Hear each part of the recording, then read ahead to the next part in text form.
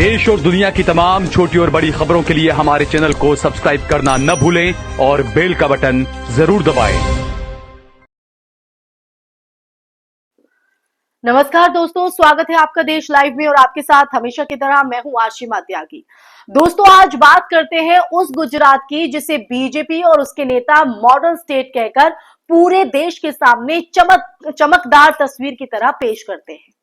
वो गुजरात जहां से मोदी और अमित शाह अपनी राजनीति की जड़ें जमाकर दिल्ली तक पहुंचे। लेकिन जरा ठहरिए, इसी विकास मॉडल वाले गुजरात की हकीकत जब आंकड़ों में झांकती है तो चेहरा झुलस जाता है।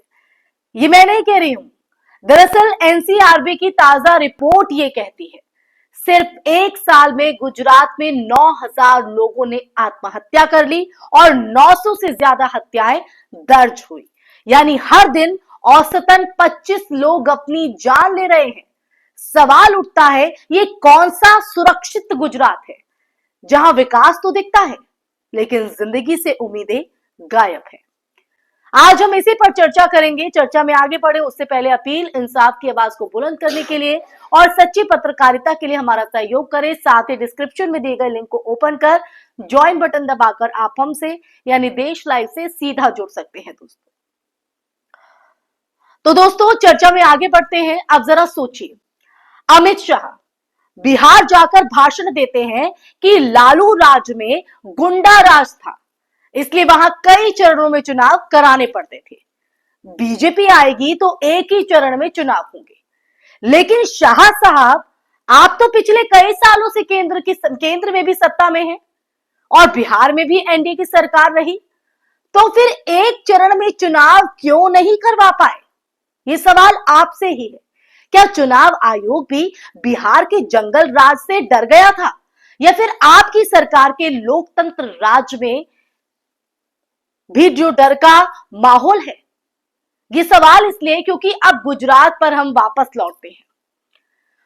वही गुजरात जहां बीजेपी को सत्ता में रहते हुए 3 दशक पूरे हुए हैं और फिर भी आप वहां भी चुनाव एक ही चरण में नहीं करवा पाते। जबकि बिहार में 243 सीटें हैं और गुजरात में सिर्फ 182। तो सवाल उठता है और उठना लाजमी भी है, जब बिहार में ज्यादा सीटों के बावजूद कई चरणों में चुनाव को आप जंगल राज बताते हैं, तो फिर गुजरात में 30 साल के राज के बावजूद एक चरण में चुनाव क्यों नहीं हो पाते? क्या वहां भी भय का माहौल है? अब आते हैं विश्लेषण पर। आज की चर्चा का विश्लेषण असल में अमित शाह और बीजेपी की राजनीति अब तथ्यों पर नहीं बल्कि डर और प्रचार पर टिकी है। बिहार में लालू यादव का नाम लेकर वो डर फैलाते हैं, भय का माहौल बनाते हैं और गुजरात में अपने मॉडल का झूठा महिमा मंडन करते हैं।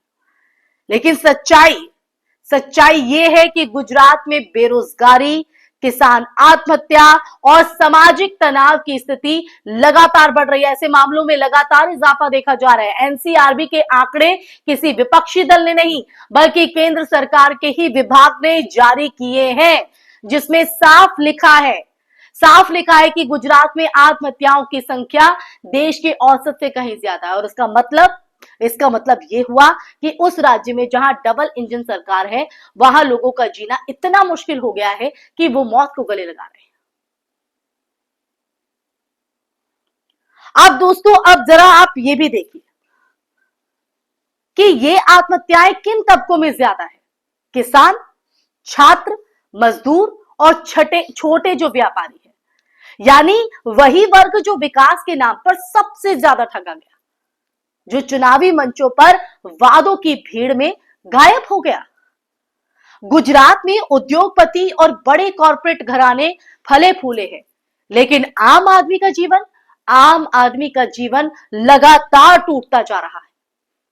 आत्महत्याओं के पीछे सिर्फ आर्थिक संकट नहीं बल्कि सामाजिक दबाव, बेरोजगारी और शासन की बेरुखापन जो है वो सीधे तौर पर जिम्मेदार है। अब सवाल यह है कि अमित शाह जो देश के गृह मंत्री हैं, क्या वो इन आंकड़ों को नहीं जानते? क्या उन्हें यह नहीं पता कि उनके गृह राज्य में पिछले एक हफ्ते में 5 हत्याएं हो चुकी हैं? जब बिहार में अपराध होता है तो वो उसे जंगल राज कहते हैं, लेकिन जब गुजरात की अगर बात आए तो गुजरात में 900 हत्याएं दर्ज होती है, तब वो विकास राज कहलाता है। तब वो विकास राज कहलाता है क्या? ये कैसी दोहरी राजनीति है दोस्तों? सच्चाई ये है कि बीजेपी ने जंगल राज शब्द को राजनीतिक हथियार बना लिया है, ताकि जनता का ध्यान असली मुद्दों से हटाया जा सके। बेरोजगारी, आत्महत्या, शिक्षा और स्वास्थ्य जैसे असली संकटों पर बात करने की बजाय वो लोगों को झूठे डर और झूठी तुलना में उलझा देती है। बिहार को बदनाम करना और गुजरात को चमकाना, यही बीजेपी का नैरेटिव है। लेकिन डेटा का झूठ नहीं चलता। एनसीआरबी का ये डेटा कहता है कि गुजरात में औसतन हर घंटे 1 आत्महत्या होती है। क्या ये है अच्छे दिन? सवाल इसलिए कि अच्छे दिनों का वादा यहां पर किया गया था, लेकिन जब किसान आत्महत्या करता है तो सवाल उठता है। अमित शाह जी, आप कहते हैं कि लालू राज में डर था, इसलिए चुनाव कई चरणों में होते थे, लेकिन जरा आईना देखिए। गुजरात में 30 साल से आप ही की पार्टी सत्ता में है, आप ही राज कर रहे हैं, फिर भी वहां के लोग इतनी असुरक्षा में जी रहे हैं कि 9000 ने अपनी जान गंवा दी, जान दे दी। बिहार में आपने जंगल राज कहा, लेकिन गुजरात में जो साइलेंट सुसाइड राज चल रहा है, उसका नाम आप क्या रखेंगे? विकास राज या निराशा राज?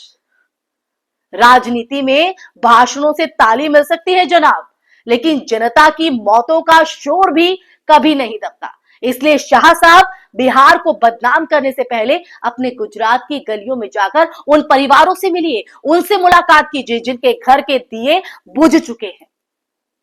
उनकी पीड़ा को समझिए धरातल पर उतरकर, तब शायद समझ आएगा कि असली जंगल राज वहां नहीं, बल्कि वही है जहां इंसान जिंदा तो है पर उम्मीद मर चुकी है। इसी के साथ इस चर्चा में फिलहाल के लिए बस इतना ही दोस्तों। ये जो चर्चा में आज इस मुद्दे पर हमने की है, इस चर्चा को सुनने के बाद आपके जहन में क्या है? बिहार में जो सियासत इस वक्त गरमाई हुई और अपने अपने तरीके से जो राजनीतिक रोटियां सेकने की कोशिश हो रही है, जनता को अपने हित में करने की कोशिश हो रही है, लुभाने की कोशिश हो रही है, उसको आप किस तरह से देखते हैं दोस्तों? तो कमेंट बॉक्स में कमेंट करके जरूर बताइएगा आपकी राय, आपके सुझाव, आपके विचार देश हित और देश लाइव दोनों के लिए महत्वपूर्ण है। और इस वीडियो को ज्यादा से ज्यादा शेयर भी कीजिएगा ताकि ज्यादा से ज्यादा लोग इस सच से रूबरू हो सके, और हमारे चैनल देश लाइव को सब्सक्राइब भी कीजिएगा। फिर हाजिर होंगे एक ऐसे टॉपिक के साथ, तब तक के लिए अपना ख्याल रखिए। जय हिंद, जय भारत, नमस्कार।